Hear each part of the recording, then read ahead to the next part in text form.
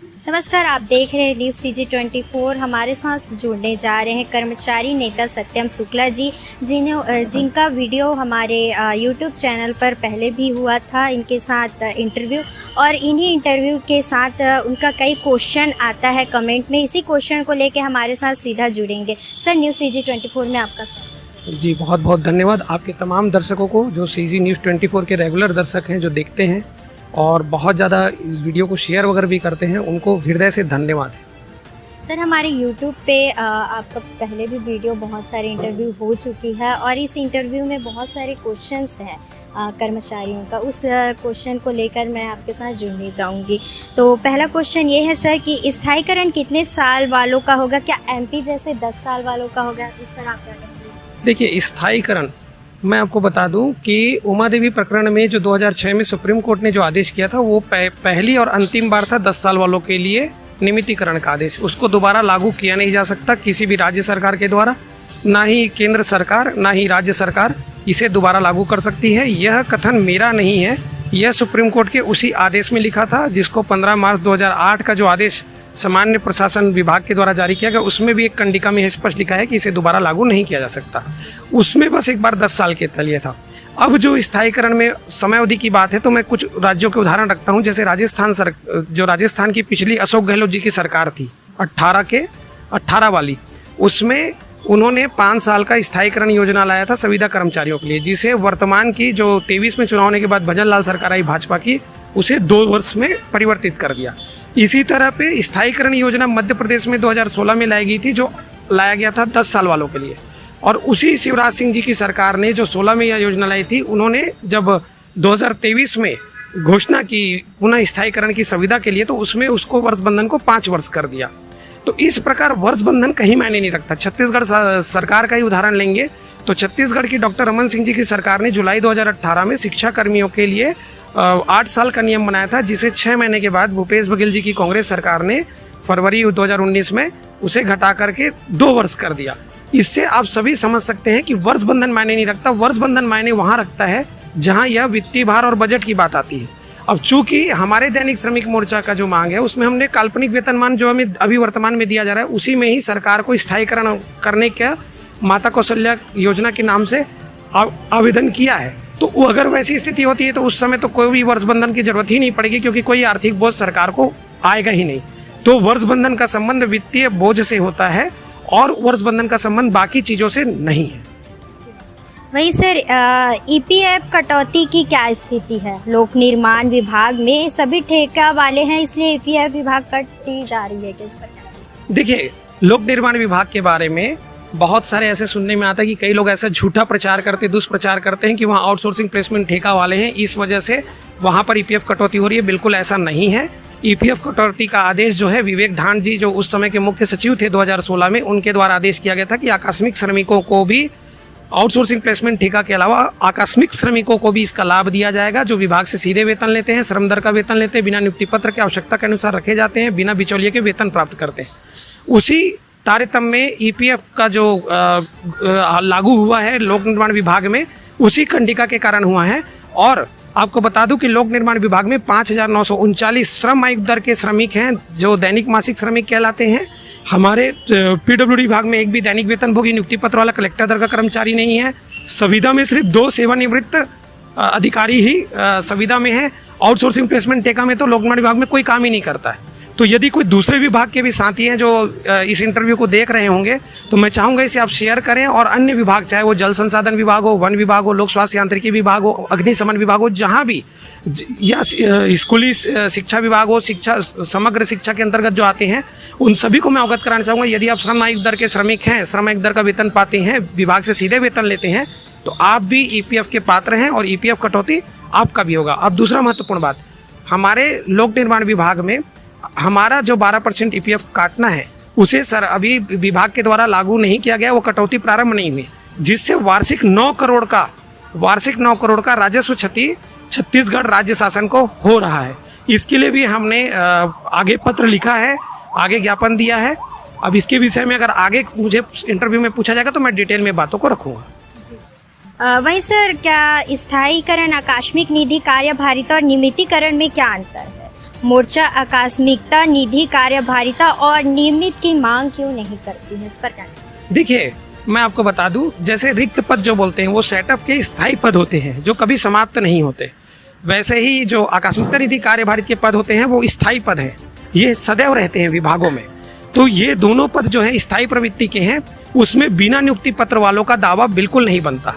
आकस्मिकता निधि कार्यभारित या रिक्त पद के विरुद्ध वही कर्मचारी दावा कर सकता है जो नियुक्ति पत्र धारक हो, जो कलेक्टर दर जिन्हें मिलता हो, जो सक्षम अधिकारी के द्वारा जिनकी नियुक्ति की गई हो। चूंकि हम लोग जो 36,000 जो जिसका दैनिक श्रमिक मोर्चा जिनका नेतृत्व करता है, ऐसे 36,000 बिना नियुक्ति पत्र वाले श्रम दर का वेतन लेने वाले पूर्णकालिक श्रमायिक दर के जो श्रमिक होते हैं, जो अंशकालीन श्रमायिक दर नहीं है, जॉब दर श्रमायिक दर नहीं है, मानदेय श्रमायिक दर नहीं है, केंद्रीय योजना की श्रमायिक दर नहीं है, पूर्णकालिक राज्य सरकार की योजना के जो श्रमायिक दर श्रमिक है, जिनको बिना बिचौले के विभाग सीधे संबंधित विभाग वेतन देता है, उन लोगों का बिना नियुक्ति पत्र वालों का आकस्मिकता निधि कार्यभारित में संभव ही नहीं है। 1/7/2024, ध्यान रखिएगा, 1/7/2024 का एक आदेश है जिसे आपको न्यूज़ CG 24 के लिंक में भी मिल जाएगा PDF, मैं उसको दूंगा, माता कौशल्या के नाम से आपसे अनुरोध करूंगा, उसको दिखाएगा। उसमें स्पष्ट लिखा हुआ है, जबलपुर के हाई कोर्ट ने जब वहाँ के MP के स्थायीकरण जिनको मिल गया था, उन्होंने नियमितीकरण के दावे के लिए जबलपुर हाई कोर्ट गए, बोले कि मुझे 1997 से पहले वाला नियमितीकरण चाहिए। तो टिप्पणी की हाई कोर्ट ने कि चूंकि आप वाले हैं इसलिए आपका स्थायीकरण किया गया है और भविष्य में आपका संविलियन हो सकता है, संविलियन की दावेदारी बनती, परंतु आप नियमितीकरण के पात्र नहीं होंगे। उन्होंने कार्यभारित और आकस्मिकता निधि में ही अपना दावा किया था, तो उनका नहीं हुआ। तो ऐसे में नियम या कानून विरुद्ध मांग करके हम अपने लोगों का जो ऑलरेडी 26 साल हो गए, 18 से लेकर 24 तक, उनके और जीवन को और बोझिल नहीं बनाना चाहते। कोई भी अनुचित मांग सरकार के पास रख के हम वो समस्या पैदा नहीं करना चाहते जिसमें समाधान ही ना निकले। वही अब बात करते हैं सरकार की, तो भाजपा सरकार में कर्मचारियों की कई समस्या है जो समाधान हो सकती है कि पिछले सरकार के जैसे ही कर्मचारियों को लॉलीपॉप खिलाने वाली बात हो जाए? नहीं, देखिए, भारतीय जनता पार्टी जो है की सरकार भारत देश में ये वर्तमान पहली भारतीय जनता पार्टी की सरकार है, यदि मेरा ज्ञान कम नहीं हुआ तो जो मेरी जानकारी है, कि जिसने यह कहा है कि हम जैसे कर्मचारियों के, चाहे जिनकी मांग स्थायीकरण है, जिनकी मांग नियमितीकरण है या किसी की अन्य प्रकार की मांग है पूर्णकालिक होने की या अन्य प्रकार से, उनके लिए अनियमित कमेटी में सदस्य बनाने का एक वादा किया गया। मोदी गारंटी में बाकायदा 28 नंबर के पृष्ठ में 2 नंबर बिंदु में यह दर्शाया भी गया है।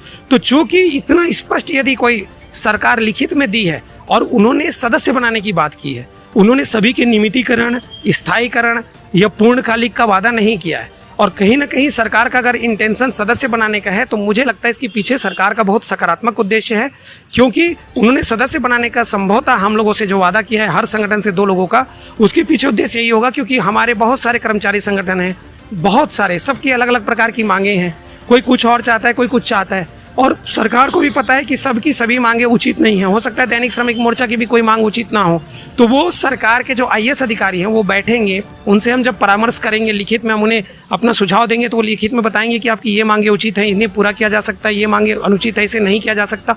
तो इससे कम से कम हम सब कर्मचारियों का एक हित तो होगा, हमें पता तो चलेगा कि हमको किस गलत दिशा में नहीं जाना है और किस सही दिशा में आगे बढ़ना है।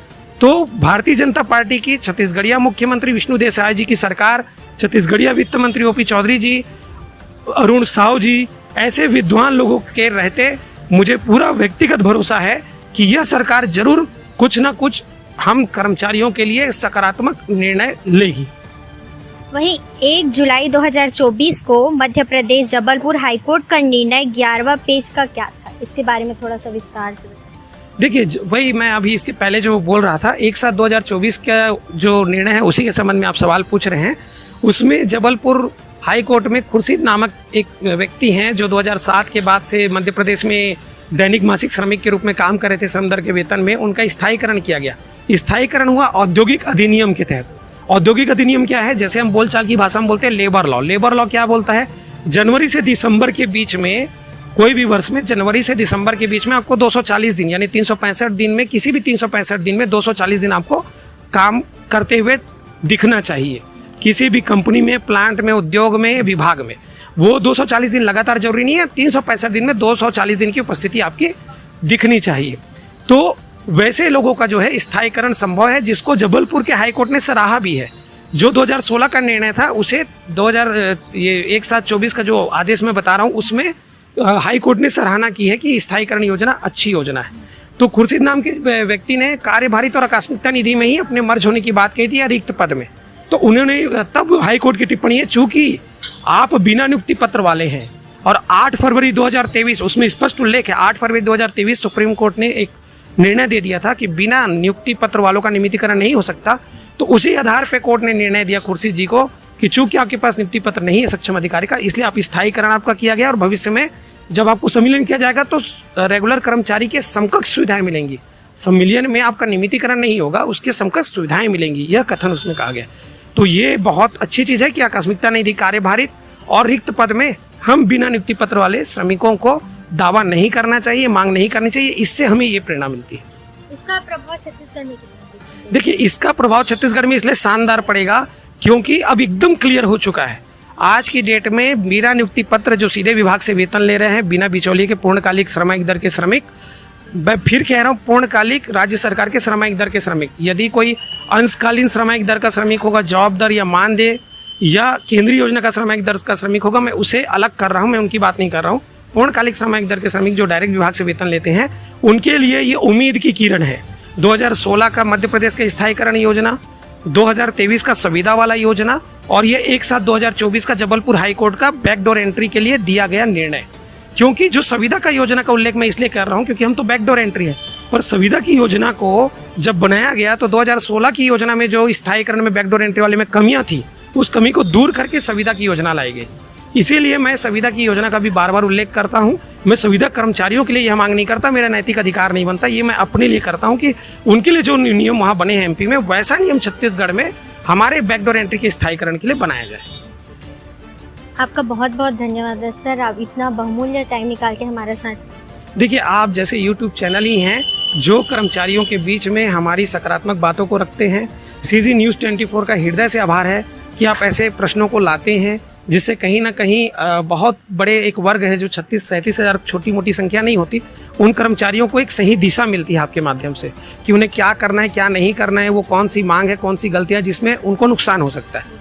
तो आप लोगों को बहुत बहुत, आपकी टीम को आभार है और आपके तमाम दर्शकों से अनुरोध करूंगा कि ऐसे यूट्यूब चैनल जो हमारी बातों को हमेशा रखते हैं, इन यूट्यूब चैनल जो हमारे परिवार की आर्थिक सुरक्षा का ध्यान रखते हैं, तो इनके भी परिवारों की जिम्मेदारी आर्थिक सुरक्षा की हमारी होती है। तो ऐसे चैनलों को ज़्यादा से ज़्यादा लाइक करिए, सब्सक्राइब करिए, कमेंट कीजिए, शेयर कीजिए, इससे व्यू बढ़ेगा। व्यू बढ़ता है तो ऐसे चैनलों को विज्ञापन मिलता है यूट्यूब के माध्यम से और उन्हें छोटी सी आर्थिक सुरक्षा प्राप्त होती है।